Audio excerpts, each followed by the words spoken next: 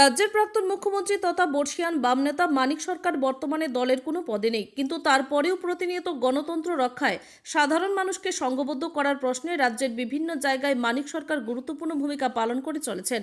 এরই মধ্যে আজ বামুটিয়া বিধানসভায় সিপিআইএম দলের স্থানীয় এক অন্যতম গুরুত্বপূর্ণ নেতা জ্যোতিলাল দত্তের বাড়িতে যান মানিক সরকার।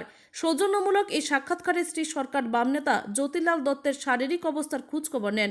এই পর্বে মানিক সরকারের সাথে সিপিআইএম মোহনপুর মহকুমা কমিটির সভাপতি সুদীপ দেবনাথ, সিপিআইএম বামুটিয়া অঞ্চল কমিটির সভাপতি পার্থ দাস ছিলেন।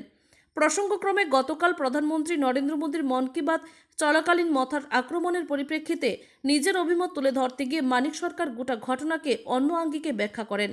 প্রাক্তন মুখ্যমন্ত্রী দাবি করেন, মন কি বাত অনুষ্ঠান এখন কেউ শুনতে চায় না, বিজেপি দলের মন কি বাত বিজেপি শুনে, এমনটাই বক্তব্য মানিক সরকারের। পাশাপাশি রাজ্যের প্রাক্তন মুখ্যমন্ত্রীর বাম নেতা দাবি করেন, এই সময়ের মধ্যে স্মার্ট মিটার সহ বিভিন্ন ইস্যুতে রাজ্যের মানুষ ক্ষুব্ধ।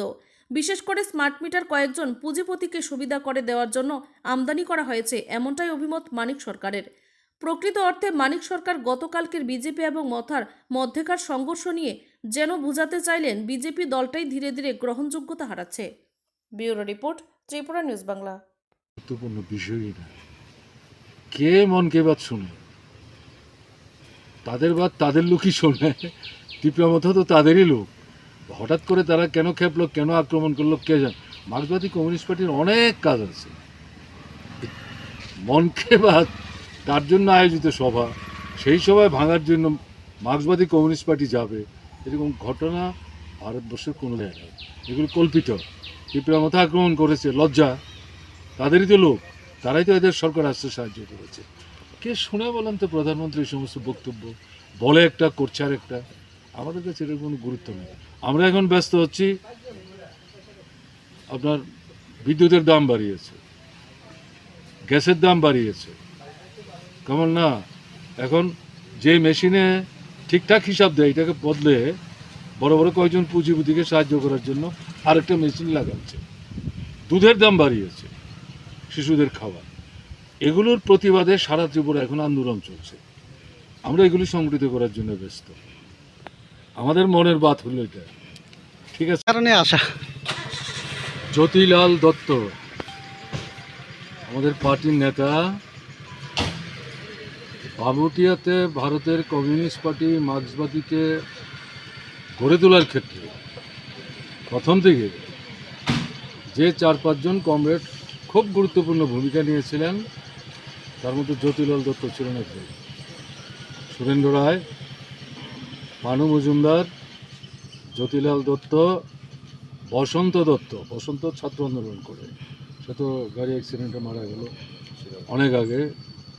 তো সেই জ্যোতিলালের বয়স এখন 80 পার হয়ে গেছে, অসুস্থ। আমি কালকে রাত্রে খবর পাই, তাতে আমি ঠিক করে আমি আসুন দেখতে। মাঝখানে আমার সাথে দেখা হয়েছে প্রায় সময়, তখনও তিনি অসুস্থ হয়েছে।